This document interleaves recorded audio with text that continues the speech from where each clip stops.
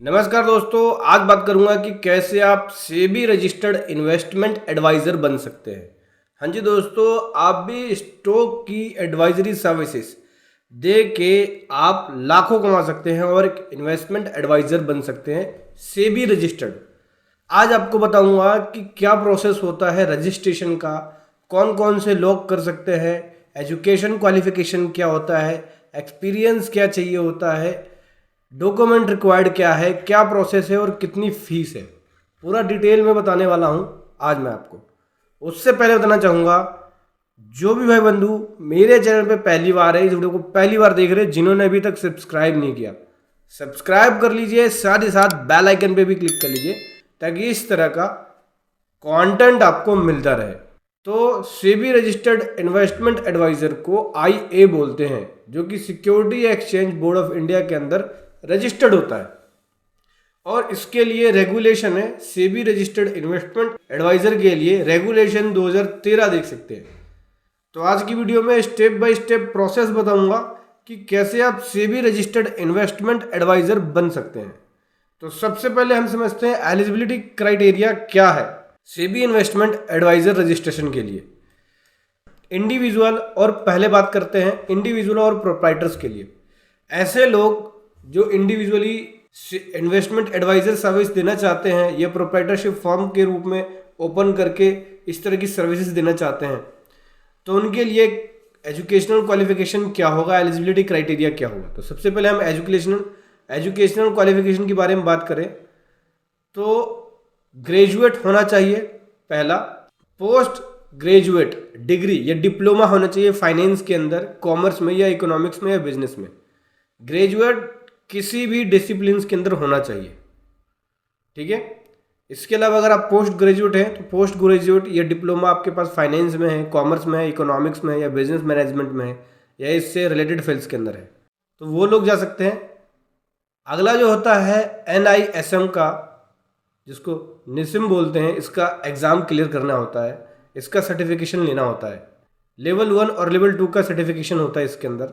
Basically बता दूं, ये नेशनल इन्वेस्टमेंट, बेसिकली निसिम के बारे में बता दूं मैं आपको।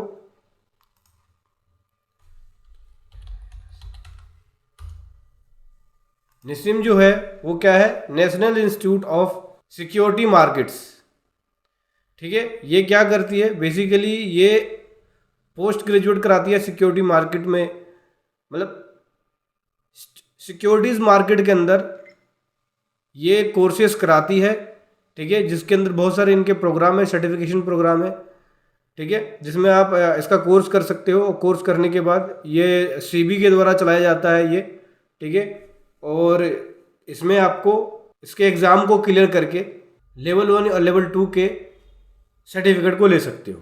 ज़्यादा जानकारी के लिए इस वेबसाइट पे विजिट कर लीजिए, ठीक है। तो ये होना चाहिए आपके पास। अगला, नेट वर्थ की रिक्वायरमेंट पड़ेगी, मिनिमम 5 लाख की नेट वर्थ होनी चाहिए अगर आप इंडिविजुअल या प्रोप्राइटरशिप में शुरू कर रहे हो तो, ठीक है। नेट वर्थ का मतलब हो गया कि आपकी इतनी एसेट्स, इतनी कैपिटल होनी चाहिए मार्केट में। अगर आप पहले से स्टॉक मार्केट कर रहे हो तो स्टॉक मार्केट के अंदर इतनी आपकी कैपिटल होनी चाहिए 5 लाख तक। सर्टिफिकेशन रिक्वायर्ड मैंने बताया था कि इंडिविजुअल या पर्सन जो स्टॉक इन्वेस्टमेंट कर रहे हैं उनके पास एक निसिम का इन्वेस्टमेंट एडवाइजर सर्टिफिकेट होना चाहिए, ठीक है। ये सब उसके एग्जाम्स को क्लियर करके मिलेगा आपको। दूसरा, अगर आप company, private limited company, limited liability partnership firm या फर्म बना के सेबी रजिस्टर्ड इन्वेस्टमेंट एडवाइजर बनना चाहते हो, तो इसमें नेट वर्थ की जो रिक्वायरमेंट होती है मिनिमम 50 लाख होनी चाहिए। इसके अंदर 50 लाख की नेट वर्थ होनी चाहिए और इसमें नेट वर्थ सर्टिफिकेट आपका होना चाहिए। ध्यान रखिए, ये नेट वर्थ सर्टिफिकेट जो होता है वो एक CA करता है, तो CA द्वारा सर्टिफाइड नेट वर्थ सर्टिफिकेट हो आपका। इस केस में भी CA द्वारा सर्टिफाइड नेट वर्थ सर्टिफिकेट हो आपका। तो जो टोटल आपकी नेट वर्थ होगी उसके अंदर ये डिटेल्स लिखी होती है, इंक्लूडिंग आपकी FD, म्यूचुअल फंड के अंदर होल्डिंग है, इक्विटी मार्केट में आपने लगा रखा है, ठीक है। तो वो सभी मिला के आपकी नेटवर्थ 50 लाख रुपीज़ होनी चाहिए कंपनी, फॉर्म, LLP के अंदर, और इंडिविजुअल या प्रोप्राइटरशिप में 5 लाख की होनी चाहिए। इसके अलावा क्वालिफिकेशंस की बात करें तो जो उसके अंदर ऑफिसर्स होंगे, किसमें, कंपनी के अंदर डायरेक्टर्स होते हैं, तो जो डायरेक्टर्स होंगे उनको उनका एजुकेशनल क्वालिफिकेशंस होना चाहिए जो ऊपर बताया गया, जैसे ग्रेजुएट या पोस्ट ग्रेजुएट फाइनेंस या कॉमर्स में, साथ ही साथ निसिम के अंदर लेवल 1 या लेवल 2 का सर्टिफिकेट होना चाहिए इनके पास। कंप्लायंसेस ऑफिसर इनको अपॉइंट करना पड़ेगा, कंपनी एलएलपी या फॉर्म के अंदर एक कंप्लायंसेस ऑफिसर इनका अपॉइंट हो। जैसे इनमें से 4 डायरेक्टर है तो एक कंप्लायंसेस ऑफिसर है, या किसी और अदर पर्सन को, जैसे practising chartered accountant, practising company secretary को इसने कंप्लायंसेस ऑफिसर अपॉइंट किया हुआ है आपने, तो उसकी डिटेल्स आपके पास होनी चाहिए, वो अपॉइंटमेंट होना चाहिए आपके पास। ठीक है, ये सब एलिजिबिलिटी क्राइटेरिया है। दूसरा बात करें दूसरे स्टेप में क्या, रजिस्ट्रेशन प्रोसेस क्या होगा। सेबी रजिस्ट्रेशन का जो प्रोसेस होता है, ऑनलाइन एप्लीकेशन फाइल होती है सेबी के पोर्टल पे जाके आपको ये फॉर्म भरना पड़ेगा रजिस्ट्रेशन के लिए। इसमें सबमिट करना होता है फॉर्म है application for investment adviser registration. इसमें जो फीस होती है, अगर आप इंडिविजुअल या प्रोप्राइटरशिप में शुरू कर रहे हो तो 5,000 रुपये की फीस लगेगी। ठीक है, और फर्म या कंपनीज के रूप में कर रहे हो तो 25,000 की फीस लगेगी। डॉक्यूमेंट रिक्वायर्ड क्या होता है, डॉक्यूमेंट रिक्वायर्ड मैं आपको नीचे बताऊंगा क्या क्या डॉक्यूमेंट लगेगा। फिर सेबी जो है वो जब फॉर्म सबमिट कर देंगे तो सेबी आपके एप्लीकेशन को रिव्यू करेगी और जो भी उनके क्वेश्चंस हैं, क्वायरीज है, वो क्वायरी लगाएगी, क्लेरिफिकेशन मांगेगी आपसे, फिर जाके आपका प्रिंसिपल अप्रूवल होगा। तो जब अप्रूवल हो जाएगा तब आपको अप्रूवल रिसीव होने के बाद रजिस्ट्रेशन फीस पे करनी पड़ेगी। ये एप्लीकेशन फीस है, ध्यान रखना। उसके बाद भरना पड़ेगा आपको रजिस्ट्रेशन फीस। तो इंडिविजुअल प्रोप्राइटरशिप के लिए 10,000 रुपये के आसपास की रजिस्ट्रेशन फीस भरनी पड़ेगी और कंपनी और फॉर्म के लिए 1 लाख के आसपास की रजिस्ट्रेशन फीस होगी।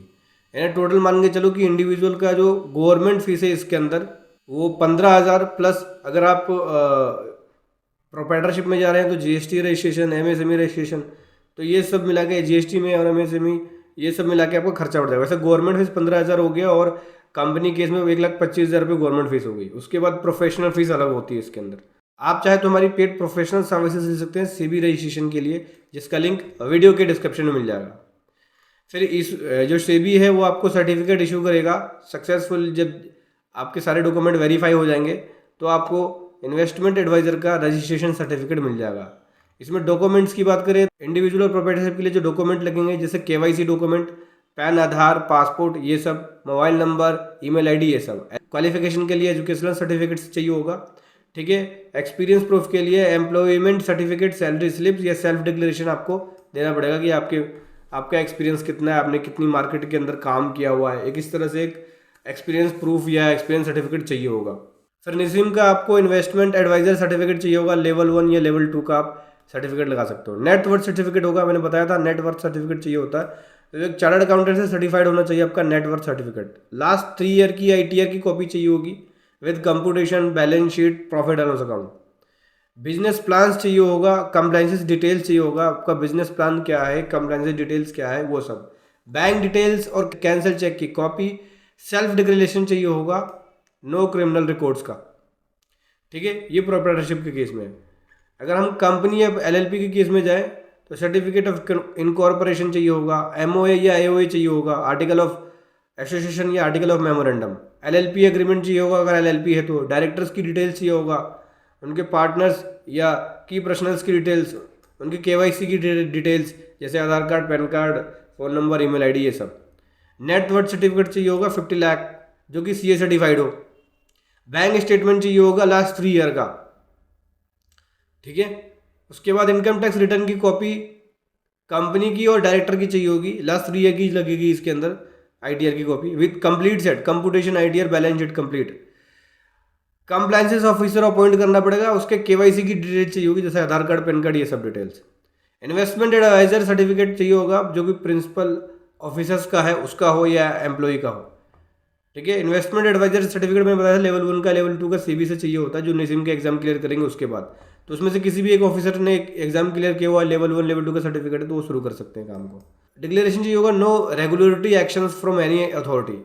ये सभी डॉक्यूमेंट लेके आपको एप्लीकेशन फाइल करनी है, देन उसके बाद आप फी पे करके सेबी रजिस्टर्ड इन्वेस्टमेंट एडवाइजर बन सकते हैं। मेंटेन करना होगा आपको जब आप रजिस्ट्रेशन लेंगे सर्टिफिकेट आ जाएगा तो फिर उसके बाद करने होते हैं दोस्तों कंप्लायंसेस। सेबी के कंप्लायंसेस क्या होता है, जैसे रिकॉर्ड मेंटेन करना, क्लाइंट की डिटेल्स को मेंटेन करना, उनके ट्रांजैक्शंस को मेंटेन करना। साथ ही साथ सेबी के अंदर जो निसिम का आप एग्जाम सर्टिफिकेट लोगे उसका रिन्यूअल होता है हर 3 साल में, वो रिन्यूअल कराना पड़ेगा। एनुअल कंप्लायंसेस रिपोर्ट होती है जो सेबी में आपको सबमिट करनी पड़ेगी। तो इस प्रकार से आप सेबी रजिस्ट्रेशन लेने के बाद ये सारे कंप्लाइंसेस करने होंगे। आप चाहे तो हमारी पेड प्रोफेशनल सर्विसेज ले सकते हैं कंप्लाइंसेस और सेबी रजिस्ट्रेशन के लिए, जिसका लिंक वीडियो के डिस्क्रिप्शन में है। तो इस प्रकार से आप सेबी रजिस्टर्ड इन्वेस्टमेंट एडवाइजर बन सकते हैं, स्टॉक इन्वेस्टमेंट एडवाइजर बन सकते हैं, और ये ऑप्शन, ये करियर ऑप्शन, ये प्रोफेशन आप चूज कर सकते हैं। वीडियो कैसी लगी जरूर बताएं। Thank you so much. जय हिंद, वंदे मातरम।